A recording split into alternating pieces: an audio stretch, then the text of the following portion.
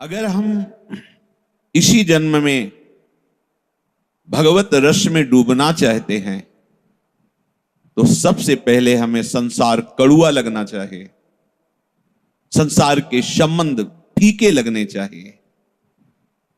कोई भी सुख सामग्री हमारे हृदय को शीतलता ना प्रदान करे, यह स्थिति होनी चाहिए। नहीं खान पान ते भावे है, नहीं कोमल वसन सुहावे है, सब विषय लगे ते खारा है, हरि आशिक का मग न्यारा है। नारायण हरि भजन में ये पांचों न सुहात, विषय भोग, निद्रा, हंसी, जगत प्रीति, बहुबात। जब तक हमें ये व्यवहार प्रपंच सुखद भासता है तब तक परमार्थ की जो सूक्ष्म वृत्ति है वो उदय ही नहीं होती है। वो जान ही नहीं पाता परमार्थ किसे कहते हैं। थोड़ा दान पुण्य, ये इधर उधर तीर्थयाटन, थोड़ा स्वाध्याय, यही परमार्थ समझता है। बाहरी क्रियाओं को, शुभ क्रियाओं को परमार्थ समझता है, जबकि ठीक जैसे अशुभ क्रियाएं बंधन कारक हैं वैसी शुभ क्रियाएं भी बंधन कारक हैं।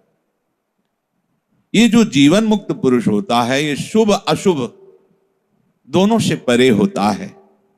अच्छा बुरा, अनुकूल प्रतिकूल, लाभ हानि, सुख दुख, ये द्वंद्व उसे स्पर्श भी नहीं कर सकते।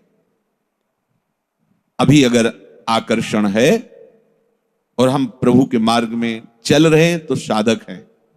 कोई आकर्षण, जित संग दोषा, किसी भी विषय का सानिध्य, वस्तु का सानिध्य, व्यक्ति का सानिध्य, स्थान का सानिध्य, उसके भजन में विक्षेप नहीं डाल सकता। कहीं भी कैसी भी परिस्थिति, स्थान, व्यक्ति, वस्तु का संयोग है पर वो अंतर से अपने प्रभु में डूबा हुआ है, इसलिए बाहरी इनका कोई भी प्रभाव उसके हृदय में नहीं पड़ता। जब किसी भी प्रपंच वृत्ति का प्रभाव हृदय में ना पड़े तो वो अध्यात्म नित्या होता है, वो अपने स्वरूप में स्थित होता है, उसकी बुद्धि निश्चल मानी जाती है। साधक ऐसा करे पर वो पूर्णता नहीं है। क्या? जितने भी विषय निषेध किए गए हैं उनको रूप से त्याग दे, उनका सानिध्य स्वीकार न करे, पर अपने को इतने से त्यागी न मान ले, क्योंकि ये त्याग अभी किसी काम का नहीं है। हमारा मार्ग पुष्ट हो इसलिए हमने बाहरी विषयों का त्याग किया, पर उन विषयों में सुख बुद्धि है। जब तक सुख बुद्धि है तो समय भले व्यतीत कर लीजिए, यदि सुख बुद्धि नष्ट नहीं हुई तो भ्रष्ट होना पड़ेगा। बहुत ये सूक्ष्म बात है। हम भोग नहीं भोग रहे, हम दूरी बना के रख रहे हैं हर विषय से जो भगवत विरोधी है, पर उसमें हमें सुख बुद्धि है कि है तो इसमें सुख।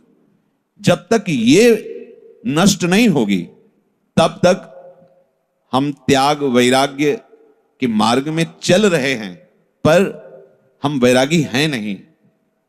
भोगों में सुख बुद्धि, और भले हम भोग नहीं रहे तो वो अभी त्याग नहीं हुआ है। जो सुख बुद्धि है उसका त्याग हो जाए तो साधक सिद्धावस्था में बदल जाता है। प्रभु कह रहे हैं विषया विनिवर्तन्ते निराहारस्य देहिनः रसवर्जम रसोप्यस्य परम दृष्ट्वा निवर्तते। कोई निराहार रहकर इंद्रियों को विषयों से हटा करके बाहर से तो निवृत्त हो गया, पर उसमें जो सुख बुद्धि है, रस वृत्ति है, वो निवृत्त नहीं हुई। ये साधक में होती है। पर जो स्थित प्रज्ञ पुरुष होता है, जिसकी बुद्धि प्रभु में लग गई है, बोले उसका जो रस भाव संसार के प्रति था, सुख बुद्धि थी, वो ही खत्म हो गई।